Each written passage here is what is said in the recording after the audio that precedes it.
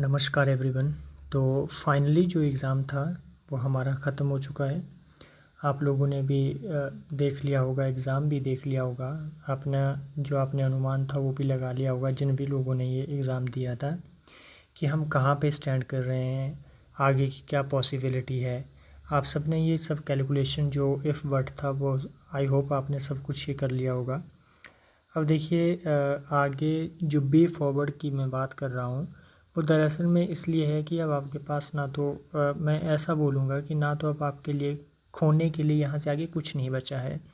अगर जिनको लगता है कि वो उनका अच्छा एग्ज़ाम हुआ है, अच्छा इन द सेंस कि बोलने का मतलब ये होता है कि दरअसल में ये सब्जेक्टिव पेपर था जिसमें ये अनुमान लगा पाना पूरी तरह से कि मेरा एग्ज़ाम बहुत अच्छा हुआ है, मुझे अच्छे मार्क्स मिलेंगे, कह पाना थोड़ा बहुत मुश्किल होता है। क्योंकि कहीं न कहीं ये डिस्क्रिप्शन पे डिपेंड करता है। जो एग्ज़ाम चेक करता है उनकी डिस्क्रिप्शन का काफ़ी रोल रहता है।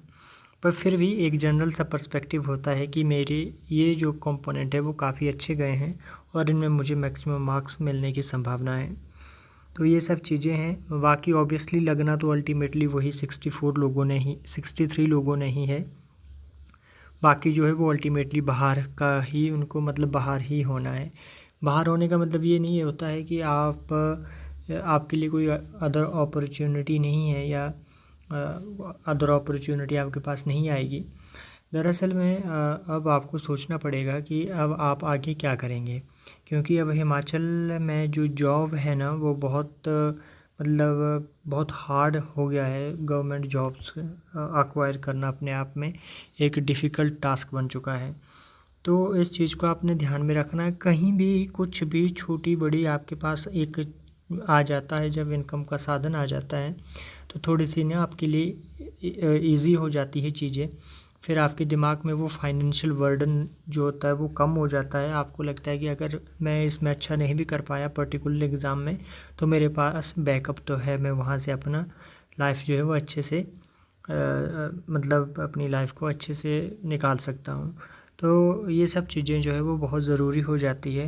तो आप इसको अब सीरियस नोट पे सोचना शुरू करें, क्योंकि अब हमारे पास कोई भी ऐसा क्लियर कट आइडिया नहीं है कि कौन सी पोस्टें आएगी, कब आएगी, क्या होगा, कैसे होगा, कुछ पता नहीं है। तो थोड़ा-सा अगर आपने गवर्नमेंट सेक्टर की जॉब आप चाहते हैं और चाहते हैं कि हम गवर्नमेंट सेक्टर में आएँ, तो उसके लिए देखिए अब जिस तरह की ये चीज़ें और जिस तरह के डायनामिक्स जो है वो मतलब एक तरह का जो माहौल बदल चुका है ना, उसकी वजह से अब बहुत प्रॉब्लम हो गई है। जॉब्स ही नहीं निकल रही है, वैकेंसीज़ ही नहीं आ रही है। तो देखिए अब संभावना तो है, मैं आपको जैसे मैंने बताया भी था कि हाई कोर्ट में फिर से वैकेंसी आउट होगी, पर वो बहुत कम वैकेंसी है। वो आएगी क्लर्क कम प्रूफ रीडर की। देखिए वो सिर्फ 8-9 पोस्टें हो सकती है शायद, मैक्स टू मैक्स जाती है बहुत खींच करके, मतलब बहुत ज़्यादा आ जाएगी तो 12-15 तक पहुंच जाएगी। इससे ऊपर नहीं आती है। हाई कोर्ट की अपनी वैकेंसियाँ होती है। अब कोर्ट में भी स्टाफ जो है वो यंग लड़के, यंग लड़कियां, सब जो यंग जनरेशन है वो रिक्रूट हो रही है, जिससे अब वैकेंसी तेज़ी से फिल हो रही है और आने वाले टाइम में बिल्कुल जॉब्स जो है वो जुडिशरी में ख़त्म होती हुई आपको दिखेगी।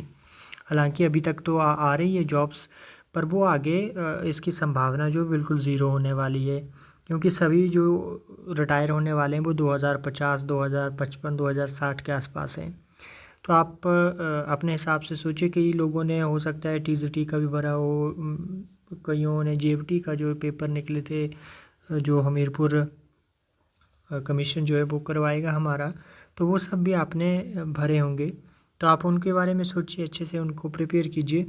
देखिए अगर आप लोगों का सिलेबस ख़त्म नहीं है तो भले ही आप किसी भी एग्ज़ाम को दीजिए, फिर आपके लिए कोई मतलब नहीं बनता है कि 1 पोस्ट है या 1000 पोस्ट है, फिर आप वो उस रेस में ही नहीं होते हैं। तो सबसे पहली चीज़ तो ये है कि आप अपने सिलेबस को पूरी प्रॉपर तरीके से ख़त्म कीजिए, और फिर जब एक भी वैकेंसी आती है ना कहीं आप कंटेंशन में बने रहते हैं। आपके पास एक होप होती है कि मैंने पढ़ा है, मैंने अपना सिलेबस ख़त्म किया है।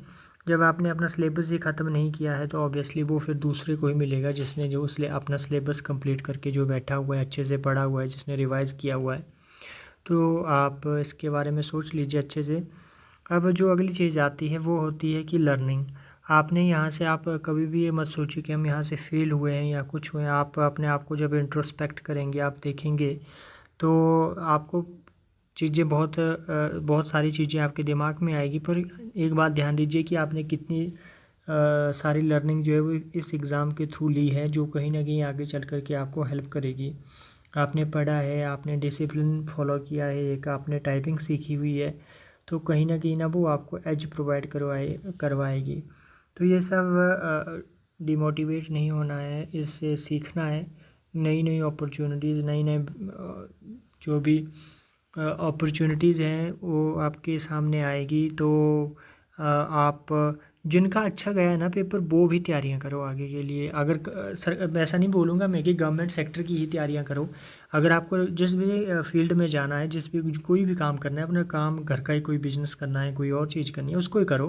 गवर्नमेंट जॉब ऐसा नहीं है कि बहुत बड़ा सोने पे सुहागा है, पर ऐसा है कि जब हमारी सिचुएशन इस हिसाब से होती है कि हम छोटी मोटी नौकरी के लिए तरसते हैं, तो फिर लगता है कि इससे बेहतर चीज़ नहीं हो सकती है। तो आप सोच सकते हैं, मैं ये सजेस्ट बिल्कुल भी नहीं करूँगा कि आप अंधे भक्तों की तरह गवर्नमेंट जॉब्स की तरफ भागो। आपको जो बेहतर लगता है अपने लिए, जो सूटेबल है, आपको उस पर फोकस करना शुरू कीजिए। और अगर आपने एक बार सिलेबस ख़त्म कर दिया, फिर आप थोड़ा सा पढ़ाई से कट भी जाते हैं हल्का फुल्का, तो उसका फ़र्क नहीं पड़ता है। पर पूरी कोशिश ये कीजिए कि पहले आपका सिलेबस ख़त्म हो। जैसे ही हाई कोर्ट की वैकेंसियाँ रिलीज़ होगी, मैं आपको उसकी जानकारी दे दूँगा। बाकी देखते हैं हम, थोड़े थोड़े जो MCQ वगैरह है और वो चीज़ें हैं, वो कंटिन्यू करेंगे, ताकि मुझे जो एक एग्ज़ाम जो संभावित है, जो आएगा ही आएगा, वो HS दिखता है। उसमें भी वैकेंसीज़ जो है वो आपको पता है कि 10, 15, 16, 20 के आसपास होती है। जनरल की वैकेंसियाँ वो घट कर के 5, 6 पे आ जाती है। तो वो सब चीज़ें हैं।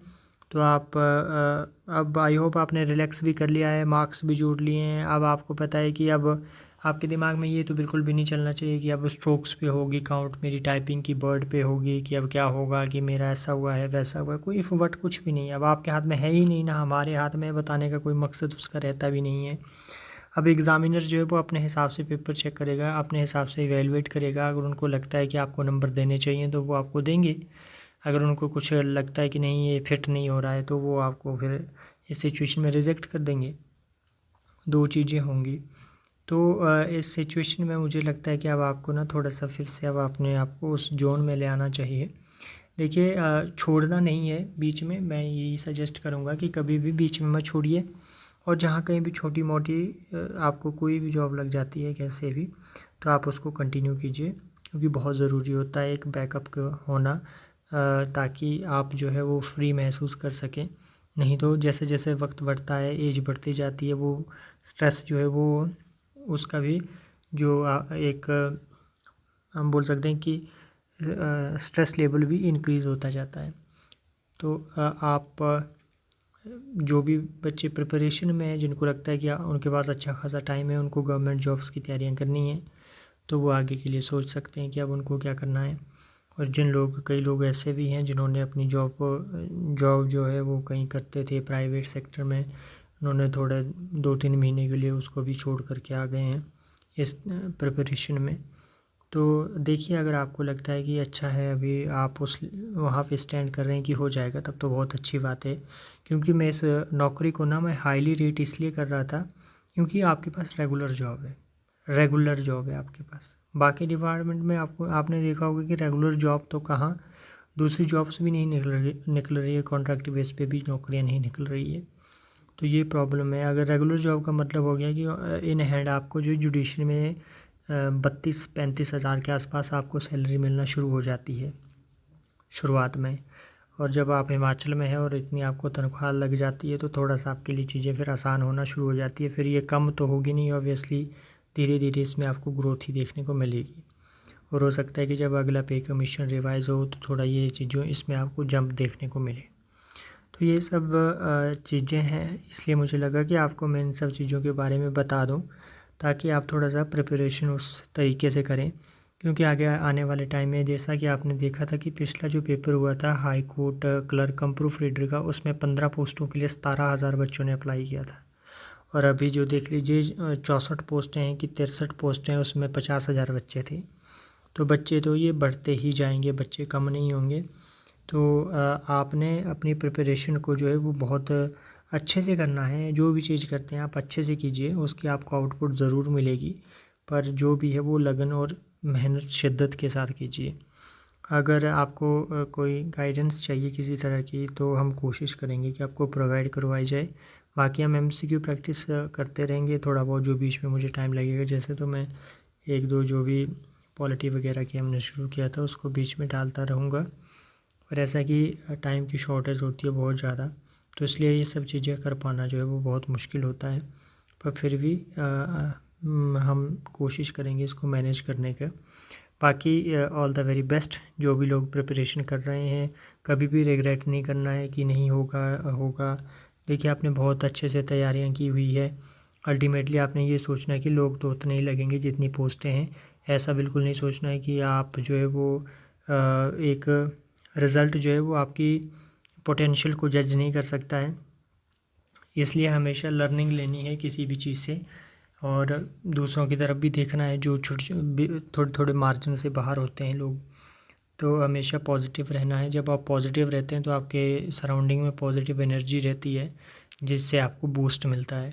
तो इस बात का भी ध्यान रखिए, कभी नेगेटिव नहीं सोचना है कि नहीं हुआ तो क्या होगा, ऐसा होगा कैसे होगा। मुझे लगता है होता है, आई नो ऑब्वियसली बहुत प्रेशर होता है, पर फिर भी आपने खुद को काम कंपोज रखना है और आगे के लिए प्लानिंग करनी है कि आप किस तरह से आगे चीज़ों को हम देखें और किस तरह से मैनेज करें चीज़ों को। तो ये सब चीज़ें जो है वो कहीं ना कहीं आपको एक लर्निंग देती है और लेसन्स है आपकी लाइफ के लिए बहुत क्रूशियल। Thank you. अगर किसी को कोई डाउट है, अगर किसी को कुछ पूछना है तो वो पूछ सकता है। बाकी आप प्लानिंग कीजिए, फिर कमेंट पे मेंशन कीजिए आप किस एग्ज़ाम को टारगेट करना चाह रहे हैं या आप क्विट कर रहे हैं गवर्नमेंट जॉब्स की प्रिपरेशन से।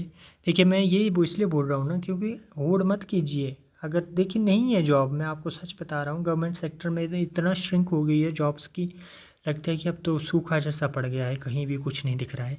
तो ऐसा ना हो कि आप अपनी जो अच्छी पोटेंशियल वाले साल हैं वो कहीं इसी फील्ड में लगा दें और आपको कुछ भी आउटपुट ना मिले। तो फिर कहीं ना कहीं दुख तो होता ही है इंसान को। थोड़ा मोटा अपना ही काम धंधा आप शुरू कीजिए, उसमें ही आपको फिर अगर आप लगन मेहनत से करेंगे तो हो सकता है उसी में आपको अच्छी ग्रोथ देखने को मिल जाए। तो इस बारे में आप सोच सकते हैं। Thank you.